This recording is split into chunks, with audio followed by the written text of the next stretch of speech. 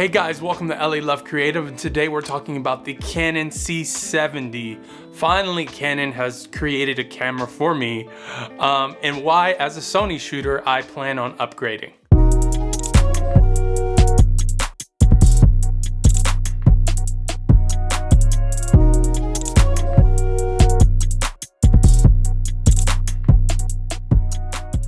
Now, I've been on the quest for the perfect cinema camera. I am thinking about investing in a cinema camera. I need something that I can shoot commercials, documentaries, fashion videos, YouTube videos, and social media for clients. In my search, there's a lot of options. I think 2020 is turning out to be a terrible year for obvious reasons, but also a great year for cameras. This year is but the cameras are good. I was looking at the Canon C300 Mark III, Canon C500 Mark II, the Red Komodo, the Sony FX9, which I actually did a review on this channel, and I eventually settled on the Canon C300 Mark III. So I was planning on buying that camera. That camera is about $11,000. After you start to buy accessories and stuff like that, you're looking at like $15,000 to $16,000. And then I saw some Canon rumors, and I was like, wait, let me wait. And I'm so glad I waited, because the Canon C70 is exactly what I wanted in a cinema camera. The Canon C70 has 16 stops of dynamic range, the same sensor as the Canon C300 Mark III. It has slow motion at 4K. It has slow motion at 180 frames per second. It has 10-bit 422 recording. It has stabilization, anamorphic mode. It has ND filters. Pretty much the Canon C70 is the camera from the gods. And for my workflow, I primarily shoot Sony for hybrid work, for photography, video type stuff like that, anything social or digital. And then when I have more of a bigger client, I will tend to shoot cinema cameras from Canon, Red, whatever camera, that I get my hands on for those projects. But I love the idea that I could possibly purchase a camera right now and be able to use it on a broad spectrum of different work. And the Canon C70, I think, really fits the bill in that regard. Now, why the Canon C70 and not like a Red Komodo or a Sony FX9 or Sony FX6?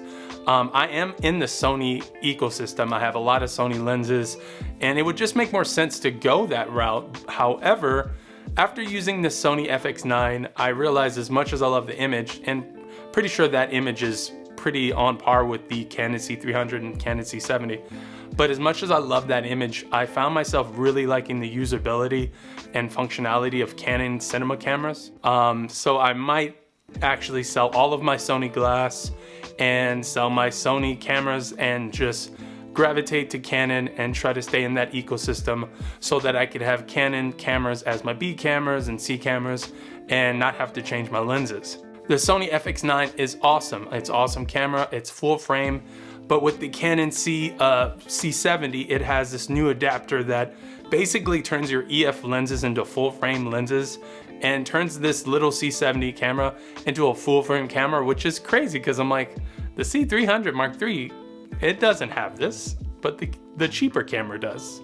Good job, Canon. Now, some key features that make me really want the Canon C70 over other competition is, for one, the Canon C70 has 10-bit recording. I shoot a lot with the C200.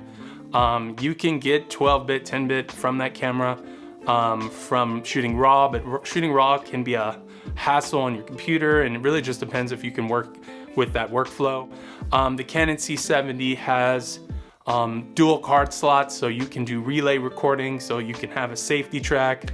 The Canon C70 has stabilization, which when I was using the Sony FX9, yes, you have that awesome software, but that's an extra step when it comes to stabilization. The Canon C70 has built-in ND filters. Once you use built-in ND filters, I say this all the time, for the people in the back, once you use them, there's no going back. The Canon C70 has awesome slow motion. I think Canon always lacked in the slow motion department, and now I'm really happy that Canon's really just starting to tackle that. I know that Canon R5 has 120 4K, which is awesome, but it overheats. The Canon C300 Mark III has 120 frames per second at 4K. And I'm so excited that the Canon C70 has 120 frames per second at 4K. The Canon C70 also has autofocus in that 120 frames, and that really gets me excited because shooting with the FX9, there's no autofocus when you shoot with the slow and fast motion on that camera, so big ups to Canon. Another great thing about the Canon C70 is it's not on the Netflix approved list, but I'm pretty sure it's gonna be on the Netflix approved list, especially if the Panasonic S1H is on there. I really think it's gonna be on there. I mean, it has the same sensor as already a camera on the same list, so it's just a no-brainer for it to be on their approved list, so let's just hope for it. The camera also has time code, another great thing for Netflix and for higher end productions. Another great thing I love about the Canon C70 is you can use EF lenses, so if you have a good collection of EF lenses, you can just throw them on that camera and it's no problem.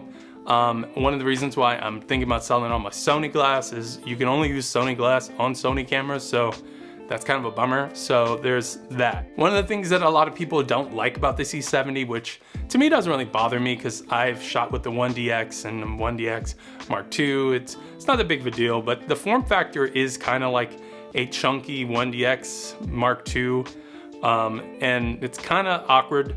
I could see it having a issue maybe shoulder mounting it or doing certain things. However, I do see that it's a great gimbal camera.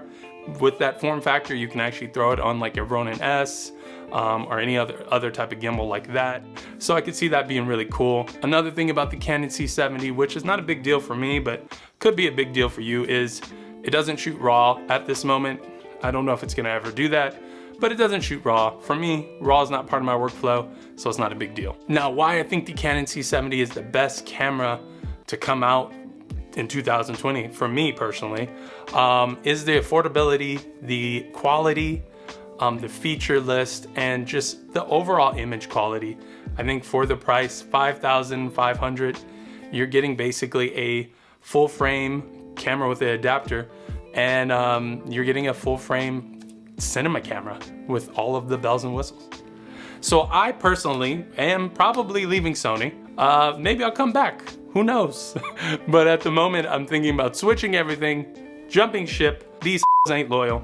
I think I'm gonna be moving to the Canon, and I am really, really excited to get my pre-order in. So that's all I have to say about the Canon C70. Let me know your comments below. If you wanna get this camera, is this the right camera for you? And I will see you next time. See you later.